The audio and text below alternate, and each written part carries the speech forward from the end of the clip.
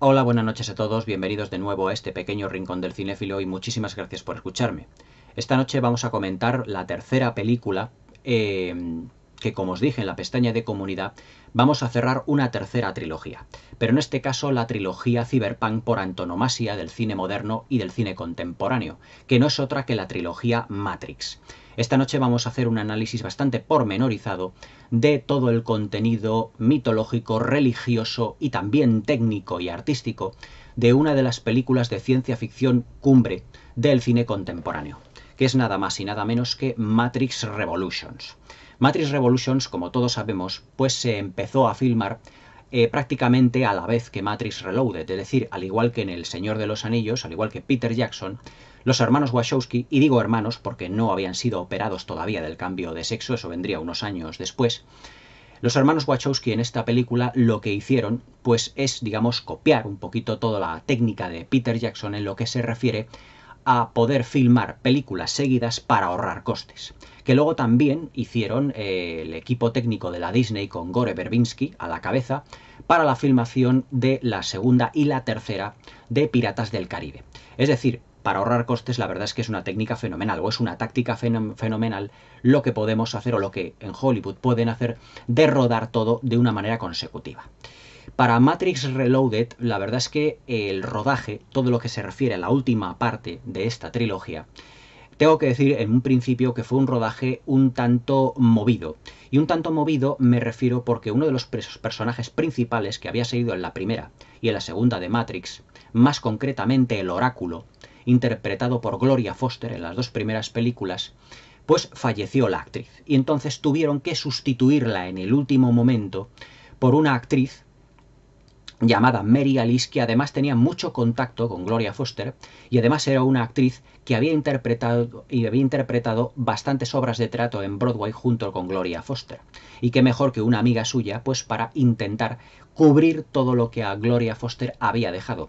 Pero que fue un acontecimiento que tuvo que repercutir bastante en todo lo que era el desarrollo del rodaje de todas de estas dos últimas películas. La verdad es que Matrix Revolution, bajo el punto de vista técnico, es un alarde absolutamente impresionante de efectos visuales. Dentro de la película, si en Matrix Reloaded pues ya hubo grandes secuencias de acción como fue esa magnífica persecución en la autopista, que para mí es una de las mejores, si no la mejor persecución de la historia del cine, y sobre todo el enfrentamiento de Neo con los 200 agentes Smith, aquí los efectos visuales van un paso más allá. Y en esta película, John Gaeta, el especialista en efectos visuales, también de la primera de Matrix y de la segunda, utilizó nada más y nada menos que 5 unidades de producción de efectos visuales porque eran extremadamente complejos.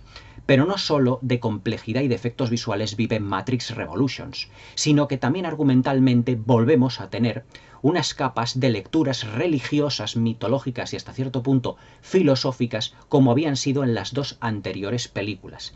Y es que tenemos que tener en cuenta muchos de los aspectos que argumentalmente se nos pusieron de manifiesto en Matrix Reloaded para terminar de entender y comprender todo el entramado argumental que nos propusieron los hermanos Wachowski en este guión tan sumamente complejo, rico y también, al igual que en El Caballero Oscuro, la leyenda renace, ambicioso, aunque evidentemente no tan ambicioso como la película de Christopher Nolan. Argumentalmente hablando, ya os digo que es una continuación muy directa de Matrix Reloaded, pero es una película en donde el argumento ya no cobra tanto protagonismo. Y aquí uno de los defectos que yo le encuentro al film. Argumentalmente hablando, la verdad es que la película se comporta a veces como una auténtica montaña rusa. Es decir, desde el principio de la película volvemos a meternos dentro de lleno dentro de un mundo, ya os digo, bastante religioso y mitológico, como ya ahora os iré comentando. Y al final de la película también. Y entre medias, en lo que es el segundo acto, tenemos una gigantesca secuencia de acción que es uno de los mayores asedios en efectos visuales filmados para una película.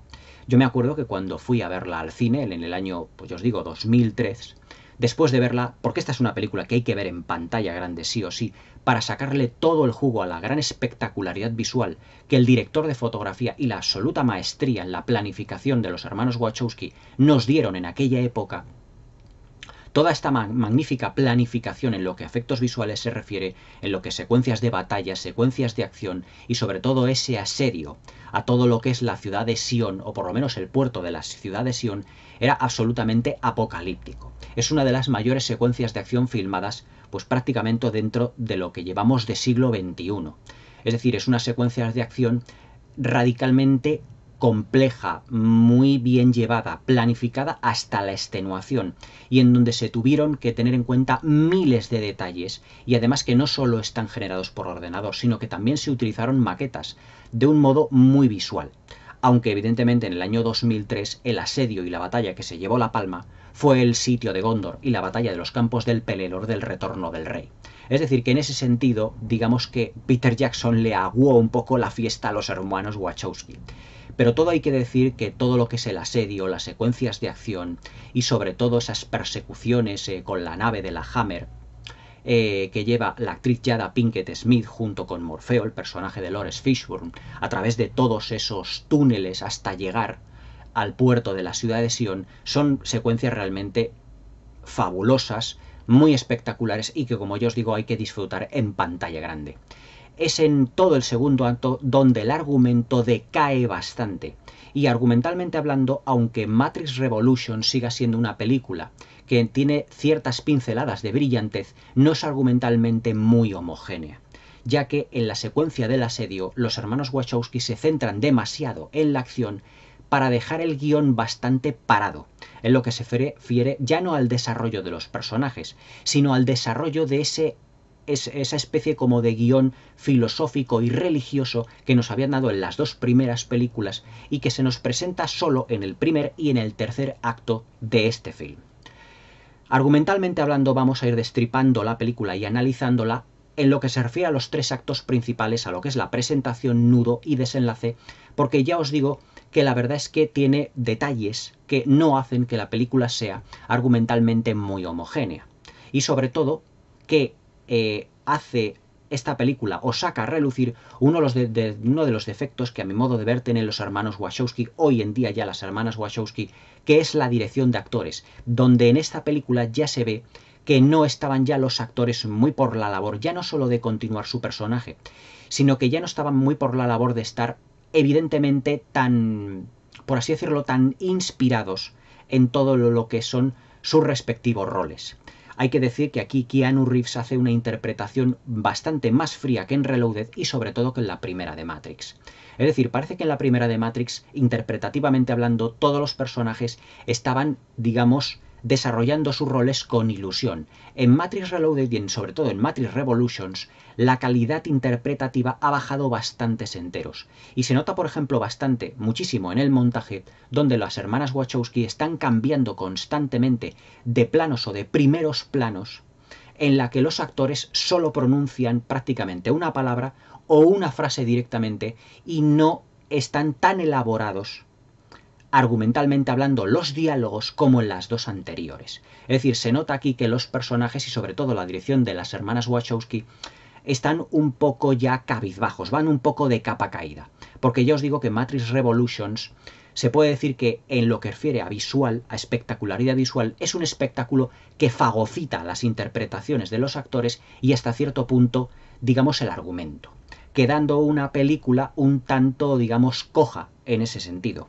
Aunque todo hay que decir que en esta película, como lo que hacen los hermanos Wachowski dentro de lo que es su guión es cerrar la historia por completo, y la verdad es que ese cierre, todo hay que decirlo, es brillante, se han olvidado de aportar un poco más de humanidad a sus personajes. Y hay algunas secuencias donde realmente esa humanidad no funciona del todo. Humanidad que sí que funcionaba tanto en Matrix Reloaded como en la primera de Matrix del año 99.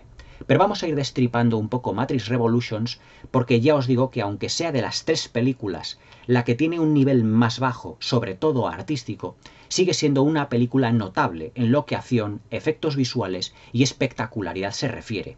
Y es que, a pesar de sus defectos, estamos con Matrix Revolutions y sobre todo si la comparamos evidentemente con las películas que se hacen de ciencia ficción hoy en día, es una película que gana muchísimos enteros cada vez que la vamos viendo. Porque yo os digo que comparada con las mediocridades de la ciencia ficción que se hacen hoy, esta película pues podríamos decir que es casi una obra maestra, aunque no lo es ni muchísimo menos, pero yo digo en comparación a lo que se hace hoy. La crítica en su día pues no trató excesivamente bien a Matrix Revolutions, y en eso tengo que darles realmente la razón por los elementos que os he ido mencionando anteriormente. Interpretativamente, la película carece del tacto que habían tenido las otras dos anteriores, y sobre todo en lo que se refiere al argumento, porque aquí se han centrado más los directores, digamos, en darle un empaque mucho más visual, y parece que han dejado un poco más de lado el argumento. Pero vamos a ir destripándolo poco a poco. Argumentalmente hablando, pues nos situamos exactamente donde los hermanos Wachowski habían dejado Matrix Reloaded. Acordaos que Neo había estado hablando con el arquitecto, y el arquitecto le había dicho a Neo que era el resultado de una ecuación no balanceada. Es decir, que Neo es una anomalía dentro de Matrix. Esa es la lectura que le da los hermanos Wachowski directamente desde el punto de vista informático. Porque claro, Matrix es como un inmenso ordenador, como una inmensa realidad virtual. Pero desde el punto de vista religioso, y no hay que olvidar que toda la trilogía Matrix está envuelta por un halo de religiosidad, porque la primera de Matrix era el nacimiento del Mesías, el nacimiento de Neo que salvará Sion, Matrix Reloaded era el desarrollo y vida de Neo, Matrix Revolutions es el sacrificio y el camino del héroe de Neo. Es decir, que al final de la película, si le damos ese punto de vista religioso, sabemos que Neo es como una especie de reencarnación cibernética, por así llamarlo, o posmoderna, de un Jesucristo. Y que al final de la película, al final de su vida, Jesucristo, ¿qué hizo? Evidentemente, sacrificarse por nuestros pecados y para salvar la humanidad. ¿Y qué es lo que hace Neo en esta película? Evidentemente, sacrificarse, salvando a la humanidad, que es la ciudad de Sion, del mundo de las máquinas, que simbolizan realmente el pecado propiamente dicho. Le salva del pecado, y que además Neo sabe que tiene que sacrificarse porque además, siendo el resultado de esa ecuación no balanceada, además de ser él el Mesías, el protagonista, tiene que haber, como le dice el oráculo, un antagonista. Es decir, que si hay un Dios, si hay un Jesucristo, tiene que haber un demonio, tiene que haber un malo, un villano, en este caso el agente Smith. Que los dos, como le dice el oráculo, son el resultado de una ecuación no balanceada. Es decir, que, como dice el arquitecto y el oráculo, todo tiene que estar en equilibrio en el mundo. Si Neo desestabiliza, digamos, algo de esa ecuación, de ese elemento que el arquitecto se refiere, esa desestabilización, para volver a estabilizarse, para volver a llegar a un equilibrio, tiene que el protagonista, el Mesías, desaparecer. Pero también tiene que desaparecer su antagonista. Por eso el agente Smith siempre está presente en las películas de Matrix. Porque siempre que hay un Mesías, siempre tiene que haber un villano. Si hay un protagonista, siempre tiene que haber un antagonista. Y los dos son resultado de esa ecuación no balanceada, que para balancearse tendrá que desaparecer. Y es lo que evidentemente Neo le propone al Deus Ex Machina, es decir, al gran controlador de Matrix, por así decirlo, del mundo de las máquinas, lo que le dice. Dentro de lo que es, ya os digo, el argumento, tenemos un primer acto en el que Neo, ya os digo, había estado como en coma. Pero Morfeo le dice a uno de sus generales que lo busque en Matrix. ¿Qué quiere decir todo esto realmente? Muy fácil. Vemos que Neo está como una especie como de andén. Es decir, como una estación de metro en el que cuando él trata de escapar de esa estación vuelve a la misma estación. Está como en un bucle. Es decir, eso, dentro de un punto de vista religioso, es como si estuviera en un limbo, que también hace referencia a la mitología griega. Dentro de la mitología griega, las almas de los vivos tenían que atravesar la laguna Estigia mediante la barca de Caronte para llegar al mundo de los muertos. Entonces, ¿qué es lo que ocurre con Neo? Neo ha pasado de estar desde el mundo de los vivos e intenta pasar al mundo de los muertos, por eso está en coma. Pero no está ni en Matrix ni en el mundo de los vivos. Entonces se supone que el reflejo del Neo, por así decirlo, religiosamente, su espíritu tiene que estar anclado en algún lugar determinado. En un lugar determinado que no pertenece, digamos que pertenece a Matrix, pero que no está dentro de Matrix propiamente dicha, y que está bajo el control del Merovingio, que es la zona donde, ya os digo, es la estación de metro. En esa estación de metro está el personaje de Bruce Spencer, que hablé de él pues prácticamente pues hace 2 vídeos cuando expusimos Aquí comentamos la película de Mad Max Más allá de la cúpula del trueno, lo que pasa es que aquí está más mayor. Y que en ese mismo año, o seguramente en algún año posterior, pues él interpretó a la Boca de Sauron en El Retorno del Rey. Es decir, que Bruce Spencer está, digamos, en 3 películas que son el cierre de 3 trilogías. En Mad Max, en Matrix y en El Señor de los Anillos, El Retorno del Rey. Qué casualidad que este personaje, digamos, tan pintoresco, por así decirlo, que estuviese, digamos, en el cierre de estas 3 trilogías. Y entonces Bruce Spencer es el encargado de vigilar, es el creador de esa estación, y es el encargado de vigilar que las almas, digamos, vayan de un lugar a otro, pero con su consentimiento. Es decir, que Bruce Spencer es mitológicamente como Caronte. Hay una secuencia en donde Bruce Spencer llega con un vagón de tren y cuando abre el vagón de tren se mete, pues, lo que es ese personaje de raza hindú, vamos, de origen hindú, junto con su hija y con su mujer. Y cuando Neo está hablando con ellos, Neo les dice: yo creo que os reconozco, a vosotros tenéis un restaurante en no sé dónde. Es decir, que lo que está haciendo Bruce Spencer, que es como Caronte, es llevar, digamos, a esos programas de un lugar a otro. Es decir, como si fueran programas que ya han terminado, por así decirlo, su objetivo, su misión. Por eso este personaje hindú le habla a Neo de cuál es su objetivo realmente. ¿Cuál es tu objetivo dentro de Matrix? ¿Cuál es tu objetivo dentro de la vida realmente? Porque él ya se supone que es como si fuera un programa que ya se ha dejado de utilizar. Él ya ha llegado a su objetivo y Matrix lo desecha. Quiere decir que a su vida ya ha llegado al final. Y por eso su espíritu viaja a través de Caronte, que es Bruce Spencer, el simbolismo de Caronte, hacia una parte que vaya a usted saber dónde lo llevará. Pero esa es la simbología que utilizan los hermanos Wachowski dentro de lo que es la primera parte de la película. Pero la función que tienen Morfeo y Trinity y Seraph, que es el personaje oriental que tiene en la segunda, en Matrix Reloaded, de esa pelea con Neo, con las artes marciales, digamos que ellos saben perfectamente que pueden recuperar de ese limbo, de ese sitio donde está el alma o supuesto alma de Neo, pues digamos que colapsada. Y entonces él sabe que está, Morfeo, Trinity, saben que tienen que hablar con el Merovingio, porque el oráculo les ha dicho que realmente está como en terreno de nadie, pero que tienen que salvarlo, y está en terreno de nadie porque en la vida real Neo está en coma, es decir, está como, digamos que como si estuviera muerto, y en Matrix no está presente, por lo tanto, ¿dónde está Neo? Está como una especie como de limbo, y en ese limbo está controlado por el personaje de Bruce Spencer, que es el ferroviario, y el Merovingio. Y claro, cuando llegan al Merovingio, lo que hacen precisamente es forzarle a que Neo pues pueda salir de allí. Eso es todo lo que es la primera parte de la película, en donde también, una vez que Neo ha salido de allí y ha hablado con el oráculo, se expone lo que anteriormente os he estado mencionando. Es decir, Neo tiene que dar rienda suelta a su objetivo, tiene que cumplir su objetivo, porque Neo es un producto del mundo de las máquinas, y al ser un producto del mundo de las máquinas, evidentemente tiene que tener un objetivo como todos los programas que han creado las máquinas, aunque él sea humano. Y eso es lo que el oráculo le dice. Dice: tú, al igual que te dijo el arquitecto, eres el resultado de una ecuación no balanceada. Por lo tanto, para balancear dicha ecuación, tú tienes que cumplir tu objetivo.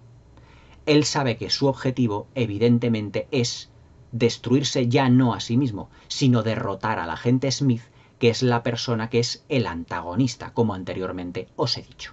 Y por eso al final de la película tiene ese encuentro con Deus Ex Machina y le dice: vamos a llegar a un pacto para que la ecuación se quede balanceada, lo que decía el arquitecto. Y para que esa ecuación se quede balanceada, Neo tiene que destruir al agente Smith, que se ha hecho con el control de Matrix, que ha, como diría yo, ha escapado al control del Deus Ex Machina, y además también puede hacerse con el control del mundo de los vivos, como hemos sido testigos de ese personaje en el que el agente Smith se ha colado, no sabemos cómo, evidentemente todo tiene un significado más religioso y más filosófico, se ha metido dentro de ese cuerpo humano al que ha invadido, es decir, como un programa de ordenador, invade a una persona dentro, evidentemente, del mundo real.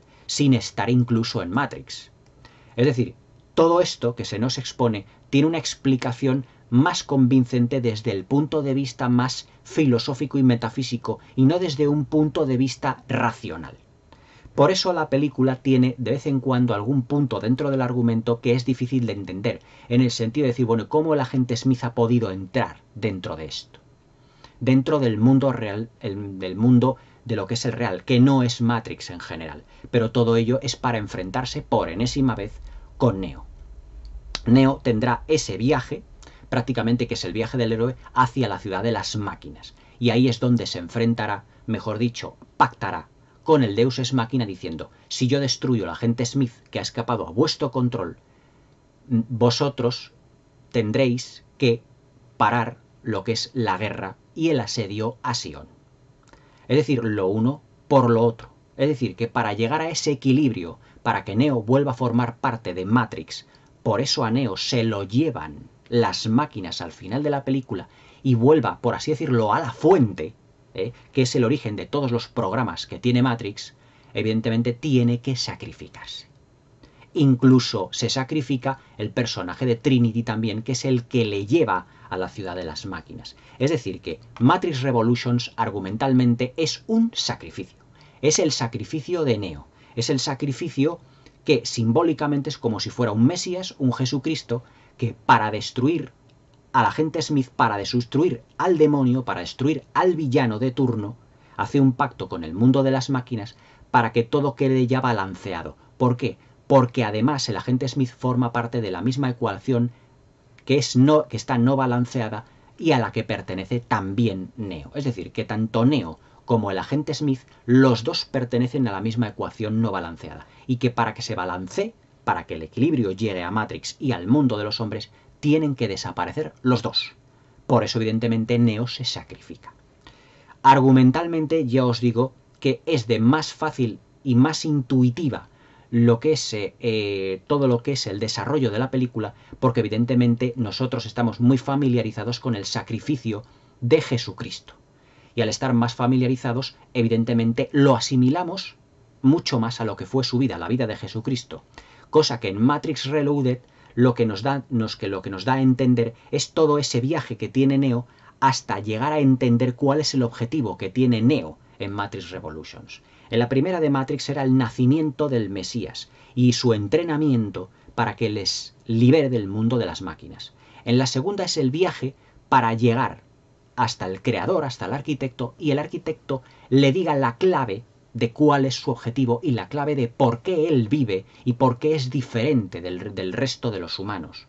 Pero también la sorpresa en Matrix Reloaded al saber que él no ha sido el único Mesías y que Sion ha sido destruida varias veces. Y que, si mal no recuerdo, esta sería la 7ª vez.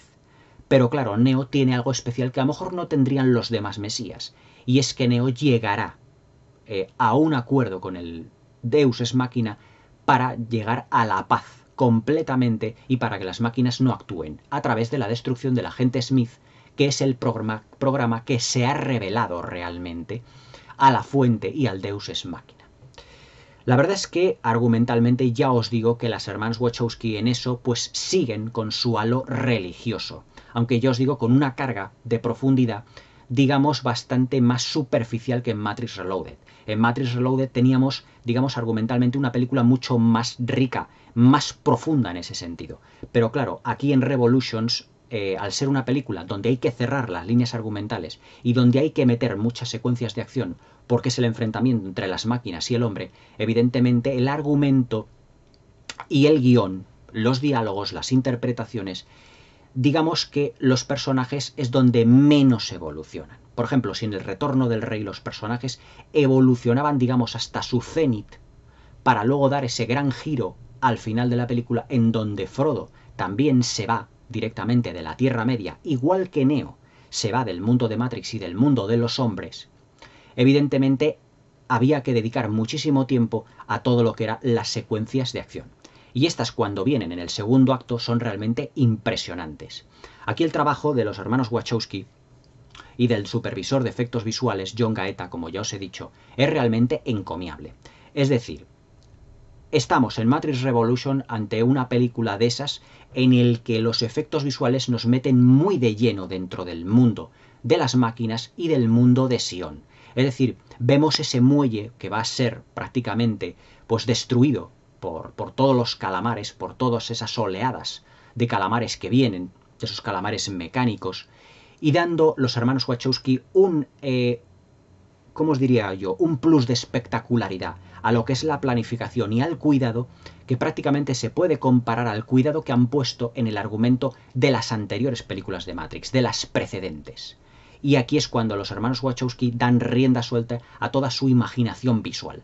Una imaginación desbordante. Todo lo que son, por ejemplo, esos tanques APC o unidades VT, creo que se llamaban, en donde ¿cómo se llamaba esto? El capitán Mifune, que es este personaje que va montado en estas VT, y cientos de ellos para proteger el puente bajo las oleadas de todos los calamares mecánicos, toda esa secuencia es realmente espectacular. Por ejemplo, yo me acuerdo que además ahí en la planificación de lo que es el asedio, hay algunas secuencias en donde yo creo que los hermanos Wachowski aquí lo que han hecho ha sido copiar a Peter Jackson hasta cierto punto. Me explico. Hay una secuencia en El Retorno del Rey, hay un plano en el que, por ejemplo, cuando empieza el asedio, en el que parece que Peter Jackson pone la cámara en la cola de un Nazgûl y entonces los Nazgûl caen en picado sobre Minas Tirith y vemos prácticamente como en los campos del Pelennor todos los miles y miles de orcos empiezan a asediar la ciudad, a llevar las torres de sitio, pero nosotros es como si fuésemos montados en la cola de un Nazgûl y fuésemos cruzando por todo lo que son las calles y los torreones de Minas Tirith. Aquí hacen las hermanas Wachowski su planificación de un modo sospechosamente similar. Y es que es como si las hermanas Wachowski pusieran la cámara en uno de los calamares, que también son, digamos, unos enemigos aéreos, como los Nazgûl, y entonces la cámara va girando prácticamente alrededor de esa gigantesca cúpula, que es ese puerto donde entran las naves antes de llegar a Sion, y entonces vamos viendo, mejor dicho, cómo esos calamares mecánicos van dando vueltas y vueltas y vueltas a todo lo que es ese muelle, a todo lo que es ese puerto, y entonces van atacando directamente todo lo que son las máquinas, o todo lo que son las defensas de los hombres. Las defensas de los hombres que serán también arrasadas por, evidentemente, enemigos que vuelan. ¿Os acordáis cuando los Nazgûl en El Retorno del Rey se bajan hasta los trabuquetes, que son como esas especies de, como os diré yo, de catapultas que van lanzando hasta trozos de la ciudad, hasta trozos de la ciudad hacia los orcos, y que prácticamente las destrozan con sus patas, los dragones de los Nazgûl, las bestias aladas? Pues aquí ocurre prácticamente o sospechosamente algo muy similar, muy parecido, en el que esos calamares van destruyendo las defensas desde un punto de vista aéreo, es decir, van arrasándolas y prácticamente van dejando el muelle pues prácticamente sin armas, y solo están pues los humanos con una especie como de diría yo, como de armas que lanzan como rayos electrocutadores y esas especie de tanques gigantescos tipo VT, que luego incluso James Cameron, yo creo que en Avatar se fijó bastante. Acordaos, por ejemplo, cuando el villano de Avatar, de Stephen Lang, se mete dentro de una especie como como diría yo, como de tanques, como de cuerpos también, mecánicos que parecen robots y se van moviendo en la película con esos tanques. Son muy parecidos a las de Matrix Revolution. Es decir, que siempre los directores se han ido copiando sospechosamente, pero de una manera muy clara, evidentemente, los unos a los otros. Toda esa secuencia realmente extraordinaria y fantástica desde el punto de vista visual. El director de fotografía Bill Pope, que ya fue el director de fotografía en Reloaded, aquí digamos que lo que nos hace es un gran tour de force visual en el que la cámara no para de moverse y nos aporta planos muy amplios de todo lo que es el muelle, empezando a arder, bajando todas esas máquinas que son como taladros gigantescos que irán taladrando la base del muelle hasta ir penetrando en diversas capas de la ciudad de Sion, que tiene además pues como cientos y cientos como de peldaños. Es una ciudad en las profundidades de la tierra y además esos taladros gigantescos se van extendiendo con una serie de patas mecánicas para poder establecerse y son protegidos por todos esos miles y miles de calamares. Hay una secuencia absolutamente desbordante para ver en el cine cuando por el agujero por donde han taladrado las máquinas empiezan a salir todos esos calamares mecánicos Pero hay un momento que después de disparar tanto las armas de los humanos, llega un momento que aparece como una gigantesca mano. Es decir,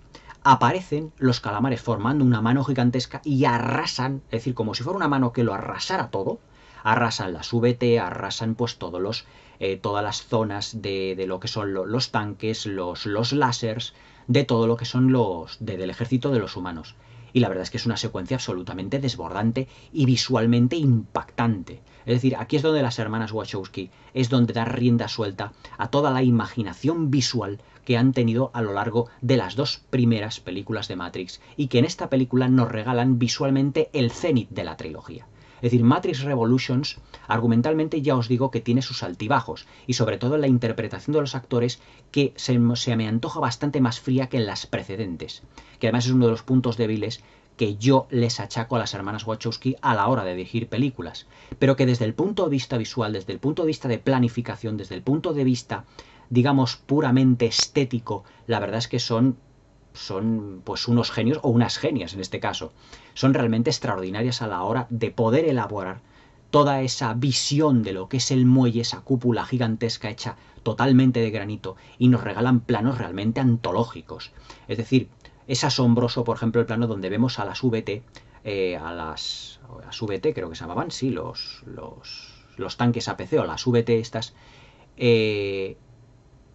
disparando a lo que es la cúpula por el agujero donde van bajando todos los calamares mecánicos, y vemos pues todo lo que es en una panorámica realmente espectacular y asombrosa, todo lo que son las VT disparando hacia el cielo, disparando hacia lo que es el tejado de la cúpula para ir destruyendo pues todos esos calamares que van cayendo. Sin embargo, evidentemente, a medida que van llegando más calamares de esos gigantescos mecánicos, van surgiendo más y más y más hasta que la situación es completamente insostenible e insoportable. Por otra parte, tenemos que para librar el muelle de todo ello, la capitana Niobe, interpretada por Jada Pinkett Smith, yo creo que en esta película uno de los personajes más desdibujados, todo hay que decirlo, porque en esta última película y también en Reloaded el personaje Jada Pinkett Smith no le han dado suficiente, digamos, ya no corporeidad, sino tridimensionalidad a la hora de definir su personaje. Yo creo que es el personaje más desdibujado de toda la trilogía. Se comporta como una especie de Han Solo en esa nave, atravesando pues todos los recovecos, los túneles auxiliares, hasta poder llegar al muelle ya completamente destruido y lanzar pues lo que se llaman ellos el IE, que lo que hace es desconectar por completo todos los elementos mecánicos y todo lo que se mueva a través de motores, etcétera, de energía, por así decirlo, absorbiendo la energía y dejando el muelle absolutamente, digamos, a merced de nuevas oleadas de enemigos, pero evidentemente dando un respiro a todo lo que son las facciones del ejército de los hombres en la ciudad de Sion. Todas esas secuencias están filmadas y planificadas desde un punto de vista meramente espectacular. Es decir, el segundo acto es espectacularidad pura y dura, donde los hermanos Wachowski aquí han desarrollado y han dado rienda suelta a toda su imaginación. Y luego el tercer acto, como ya os he contado anteriormente, en el que Neo hace ese pacto con el Deus Ex Machina, visualmente no menos extraordinario. Volvemos a ver los campos llenos de seres humanos utilizados como energía. Vemos la ciudad de las máquinas, que es un auténtico prodigio de diseño, todo hay que decirlo, es un prodigio de diseño. Vemos nuevas máquinas, vemos nuevos robots que se comportan o que tienen la forma incluso de insectos. Es realmente un festín y un despliegue visual Matrix Revolutions absolutamente absorbente. Todo hay que decirlo que visualmente sí podemos decir que esta película es una obra maestra desde el punto de vista meramente visual. Desde el punto de vista argumental no llega a la altura de su ambición dentro de lo que es el apartado, digamos, más meramente visual. Porque interpretativamente hablando yo creo que los actores no estaban en su mejor momento. Ya después de a lo mejor de un año de rodaje, o seguramente un poco perdidos en esa trama que muchas veces cuesta a veces discernir realmente, con tanta referencia filosófica, religiosa, mitológica, metafísica, todo el gran entramado, que yo creo que a las hermanas Wachowski se les va un poquito de madre, pero no tanto realmente. Y la película es fácilmente entendible, evidentemente, si prestamos un poquito de atención y si tenemos un poquito más de cultura religiosa, podemos realmente pues averiguar todo lo que está pasando. Aunque la verdad es que yo, por ejemplo, cuando vi la primera vez Matrix Reloaded en el cine, todo lo que era el discurso del arquitecto me dejó completamente descolocado. Me fui a casa pensando qué es lo que había dicho. Dice, la ecuación no balanceada, una ecuación no balanceada. Pero todas esas dudas se despejan en Matrix Revolutions. Es decir, Matrix Revolution es un gran colofón a lo que es la historia de Neo, a lo que es la historia de ese Mesías que realmente ha venido al mundo de los hombres, digamos, para salvarlo. Igual que Jesucristo vino al mundo de los hombres para salvarnos de nuestros pecados, Neo ha venido al mundo de los hombres a través de Matrix para salvarlos de ellos. Es decir, salvarlos de las máquinas que simbolizan los pecados realmente. Porque también la lectura que tenía la primera de Matrix y con la que también nos quedamos en esta película es la siguiente. Hoy en día tenemos inteligencias artificiales, tenemos robots, tenemos los teléfonos móviles, las tablets, ordenadores, que parece que ya son prácticamente más inteligentes que nosotros mismos. O sea, los japoneses están creando robots, androides, prácticamente, pues que son pues, una auténtica maravilla, que los ves en televisión y que son realmente perfectos. Eso dentro de 20, 30, 40 años, ¿qué nos dará realmente a lo mejor como resultado? Es decir, ¿es una metáfora Matrix de lo que realmente está pasando? Totalmente. Es decir, la trilogía Matrix en realidad es una gigantesca metáfora del dominio de los hombres debido a las máquinas. Es decir, ¿nos llegarán a dominar? No es esa la pregunta. La respuesta ya la tenemos. Ya estamos dominados por el mundo de las máquinas. Nos dominan los relojes, nos dominan los teléfonos móviles, nos dominan las televisiones, nos dominan los ordenadores, las computadoras, todo nos dominan. Es decir, si se produjese un apagón de Internet a nivel general en el mundo entero, como ya hay algunas voces que lo están presagiando, por así decirlo, no podríamos ni abrir un grifo para poder llenar un vaso con agua. Es decir, es Matrix, digamos, por así decirlo, una gran metáfora de lo que está ocurriendo en el mundo occidental. ¿Tendrá que venir un Neo en el que nos libre de ese mundo de las máquinas? Aunque ese es el mensaje un tanto subversivo que las hermanas Wachowski nos está dando a través de estas películas. Es decir, llegará un momento que estemos dominados por las máquinas, pero habrá alguien capaz de poner orden y control en esas máquinas para que nosotros no estemos tan sometidos a ellas. Realmente, tal y como está establecido Occidente hoy en día, parece difícil. Pero he aquí otra de las riquezas de la trilogía de Matrix y de Matrix Revolutions en particular. Es decir, tendrá que haber un momento donde un ser humano tenga que negociar con una máquina para que realmente todo funcione. Es también el mismo mensaje que nos trasladó James Cameron con Skynet en Terminator. Es el mismo mensaje que nos puso, por ejemplo, J.F. Sebastian, el creador, por ejemplo, de los humanos sintéticos en Blade Runner. Es decir, vamos a hacer, digamos, o crear una serie de personajes, de elementos, llamémoslos máquinas, androides, que puedan sustituirnos en algún momento. Es decir, todos esos mensajes se nos están lanzando a través de muchas películas y parece que no nos estamos dando cuenta. Aunque evidentemente las hermanas Wachowski en esta película, en esta trilogía, van un paso más allá, al comparar evidentemente a Neo como un mesías que nos libre del mundo de las máquinas. ¿Necesitaremos nosotros que alguien nos libre del absoluto control que hoy en día tienen las máquinas sobre nosotros? Ya veremos. Necesitaremos un oráculo que prediga que efectivamente habrá un momento en el que las máquinas nos dominen, en el que todos tengamos un objetivo en la vida a base del mundo de las máquinas o no del mundo de las máquinas. Eso ya lo veremos evidentemente con el tiempo. Pero sí se puede decir hoy en día, prácticamente 20 años después de las películas de Matrix, estas películas de 2003, Matrix, estamos en el 2022, 19 años, prácticamente 20 años después, es que las máquinas han llegado a controlar el mundo de los humanos. Y eso que hace 20 años estábamos ahí también bastante controlados. Pero es que ahora ya somos totalmente esclavos. No es más que ir, por ejemplo, por la calle para ver que toda la gente va con el teléfono móvil así, que prácticamente no se ve ni dónde pisan. Es decir, los hermanos Wachowski fueron unos visionarios con esta trilogía para decirnos que evidentemente no todo tiene que depender del mundo de las máquinas y que tiene que haber un equilibrio, porque el final de Matrix Revolution es lo que nos está diciendo. Todo tiene que haber un equilibrio entre los hombres y las máquinas. Es más, ¿qué es lo que dice el arquitecto al final? Mejor dicho, el oráculo al final de la película. ¿Qué pasará con todos aquellos que quieran desconectarse? Es decir, si lo trasladamos a nuestro mundo, ¿qué pasará con todos aquellos que no quieran saber nada del mundo de las máquinas? Dice el arquitecto, pues serán liberados, como diciendo, no dependerán del mundo de las máquinas.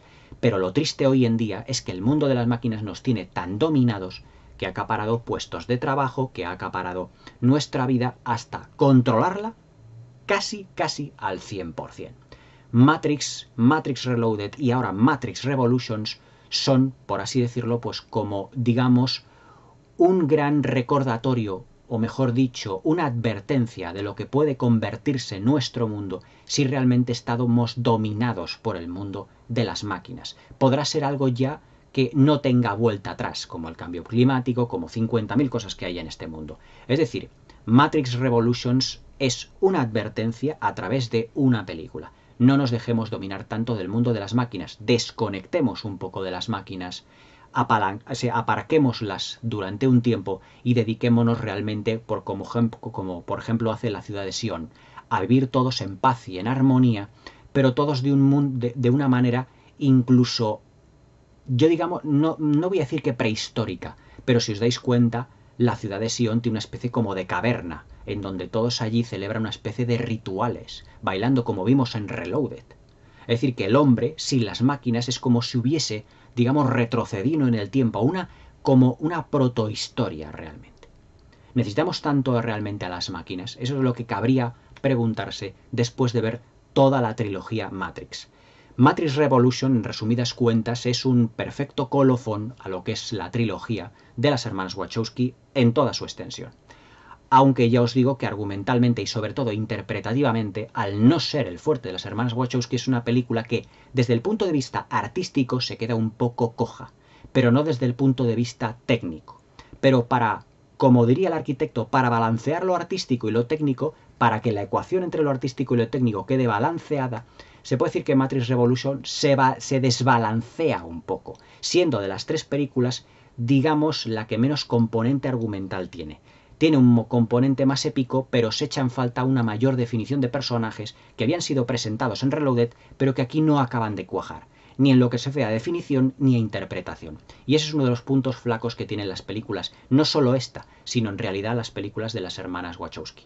Para mí, de las tres películas de Matrix, se puede decir que esta es la que menos cala, digamos argumentalmente hablando, la que más cala visualmente, pero ya os digo que es un desbalanceo de esa ecuación, como diría el arquitecto en Matrix Reloaded. Matrix Revolutions es una notable película, está muy bien realizada, está muy bien planteada argumentalmente, pero ya os digo, le falta en un segundo acto ya no acción, que la tiene, y mucha, sino que digamos que ese argumento religioso hubiese continuado realmente y que la acción hubiese pasado, para mí, bajo mi punto de vista, como un segundo plano. Porque evidentemente esta es una trilogía más eminentemente religiosa, metafísica y mitológica, con muchas referencias, más que una trilogía en el sentido de excesivos efectos visuales, que es lo que realmente tiene, aunque todo hay que decirlo, son realmente extraordinarios. Pero tenemos lo que tenemos. Matrix Revolutions, vista hoy en día, prácticamente 20 años después de su estreno, es una muy buena película de acción, es una muy buena película de ciencia ficción, y comparado con las mediocridades que se hacen hoy en día, realmente podemos catalogarla como a años luz de lo que hoy Hollywood nos pretende dar. Matrix Revolutions es un cierre bastante digno, pero no a la altura de sus predecesoras, todo hay que decirlo. Pero es un cierre bastante digno a una trilogía que también ha hecho historia, y a una trilogía que, al igual que Mad Max en su momento, en lo que se refiere a la acción y a las persecuciones, al igual que la trilogía, por ejemplo, del Caballero Oscuro dentro del mundo de los superhéroes, sin querer parecerse al mundo de los superhéroes, ha aportado a la historia del cine contemporáneo un antes y un después. La trilogía cyberpunk definitiva, la trilogía, digamos, religiosa, metafísica, mitológica, definitiva, y sobre todo una trilogía visualmente tratada de una manera tan majestuosa y tan exquisita en líneas generales, que también la convierte en un antes y un después dentro de lo que es el potencial técnico y espectacular de un Hollywood, ojo, no de ahora, sino de hace 20 años. Una lástima que para decir estas palabras tenga que trasladarme 20 años atrás en el tiempo. porque hoy en día se hacen muchas películas de efectos visuales, pero evidentemente con la carga que le daban hace 20 años los hermanos Wachowski, eso creo que ya no lo vamos a volver a tener. Yo no he visto Matrix Resurrections, la cuarta película, he visto el tráiler, pero tengo que decir de ese tráiler que me parece bastante como si fuese una especie como de reboot o reinicio. Vuelve Neo a tener a perseguir el conejo blanco, etcétera, etcétera. Vuelven las famosas pastillas, pero yo sinceramente no veo que encaje, por lo menos el tráiler que he visto, no veo que encaje la historia que veo o que deduzco del tráiler en una trilogía que tendría que haberse cerrado y que los hermanos Wachowski o las hermanas Wachowski hoy en día ya no tendrían que haber vuelto. Es decir, esta trilogía estaba cerrada. Todo lo demás es intentar explotar la gallina de los huevos de oro. Para mí Matrix Revolutions es un bastante digno colofón a la saga, podría haber estado a lo mejor mucho mejor en definición de personajes, en una serie de elementos que yo os he comentado a lo largo del vídeo, pero digamos que es un buen film de aventuras, de ciencia ficción con un muy potente elemento religioso. Matrix Revolutions, otra trilogía que cerramos aquí en el canal. Espero que os haya gustado el comentario, el análisis, espero que me comentéis aquí abajo, en la caja de comentarios todo lo que queráis, y suscribíos al canal para que no os perdáis ninguno de mis nuevos vídeos. Espero que tengáis una buena velada y hasta mañana.